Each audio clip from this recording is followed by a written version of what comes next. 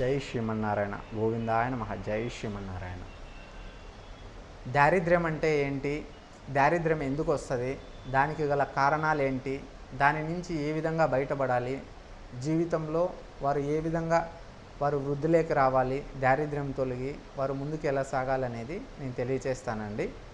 దారిద్ర్యం అంటే కనుక బద్ధకం, అంటే భగవంతుడి యొక్క అనుగ్రహం అనేది వారికి కరుణా దరుణ కటాక్షం అనేది లేకపోవడం, అది ఒక దారిద్ర్యం. అదేవిధంగా కలి ప్రభావం వారి జీవితంలో ప్రవేశించడం అనేది అది యొక్క దారిద్ర్యానికి హేతువు.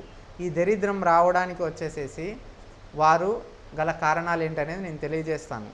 వారి యొక్క పద్ధతులు అధిక జీవితంలో అందరికన్నా సోమరిపోతులు అయిపోతూ ఉంటారు.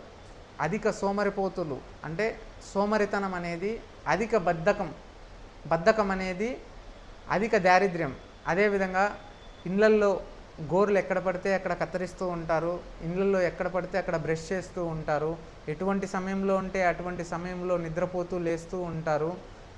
అదేవిధంగా వచ్చి ఇంటి లోపల శుచి శుభ్రం లేకుండా మలమూత్ర విసర్జన చేయగానే స్నానం ఆచరించకుండా వంట వండుతూ ఉంటారు. జీవితంలో ఇంట్లోపల భగవంతుని పట్ల భక్తి ఆరాధన శ్రద్ధ లేకుండా, ఆధ్యాత్మికంగా నిత్య దీపారాధన లేకుండా ఏ ఇల్లు అయితే ఉంటుందో, ఇంకా వచ్చి ఇంట్లోపల బియ్యంలో పురుగులు పడటం, లక్క పురుగులు పడటం, అదేవిధంగా వచ్చి ఇంటి లోపల బూచు అనేది గోడలకి ఉండటం, వారి జీవితంలో వచ్చేసేసి అందరికన్నా దరిద్రపైనటువంటి ఆలోచనలు చేయడం, ఇతరుల కోసం చెడుగా మాట్లాడటం, ఇతరులను నిందించడం, ఇతరుల యొక్క శ్రేయస్సుకి భంగం కలిగించి ఇతరుల జీవితాలని పతనాలకి గురి చేద్దాం అనుకున్నటువంటి వాళ్ళు, ఇవన్నీ దారిద్ర్యానికి హేతువులు. జీవితంలో దరిద్రం పట్టిందంటే వారు యోగ్యాన్ని కోల్పోతారు. యోగ్యం అంటే భగవంతుడి అనుగ్రహం, భగవంతుడి యొక్క ఆశీర్వాదం. ఆర్థికపరమైనటువంటి సమస్యలు ఎదురవుతాయి. అదేవిధంగా వచ్చి ఇంట్లోపల వచ్చి పిల్లలు చెప్పిన మాట వినరు, అనుకున్న పనులు సకాలంలో జరగవు, ఒకటి పోతే ఒకటి ధన నష్టం అనేది జరుగుతూ ఉంటుంది. వారు అనారోగ్యాల పాలవుతూ ఉంటారు. జీవితంలో ఎంత సంపాదించినా ఏం చేసినా అన్నీ ఉన్న అనాథుల్లాగా మిగిలిపోతూ ఉంటారు. దారిద్ర్యం అనేది జీవితాన్ని కుదేలు చేసేస్తుంది, కుటుంబాలని పతన దశకు తీసుకొని వస్తుంది. బాగా బ్రతికేటటువంటి వాడిని కూడా ఏదో ఒక విధంగా వాడంతకు వాడే వాడి జీవనాన్ని పతనం చేసుకొని వాడి జీవితం అనేది ముందుకు సాగకుండా అష్టదరిద్రాలు, అష్ట కష్టాలు, అష్ట బాధలు, అష్ట ఇబ్బందులు వాడు ఎదుర్కొని జీవితంలో వాడు సుఖదుఖాలలో మునిగిపోయి, నష్టాలలో మునిగిపోయి, కూరుకుపోయి సతమతమైపోతూ ఉంటారు.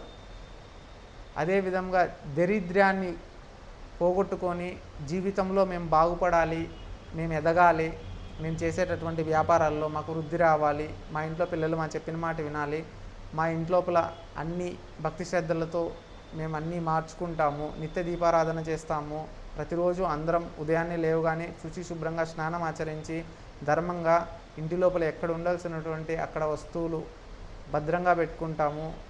మేము ఇంటి లోపల చిరిగినటువంటి వస్త్రాలని ఎవరికీ దానం ఇవ్వము. ఇంటి లోపల నుంచి ఉప్పును కానీ, బియ్యం కానీ, లేకపోతే కనుక నవధాన్యాలు కానీ, సిరిధాన్యాలు కానీ ఇట్లాంటివి ఎవరికి కూడా మేము దానం ఇవ్వము. నూనె రూపంలో దానం ఇవ్వము.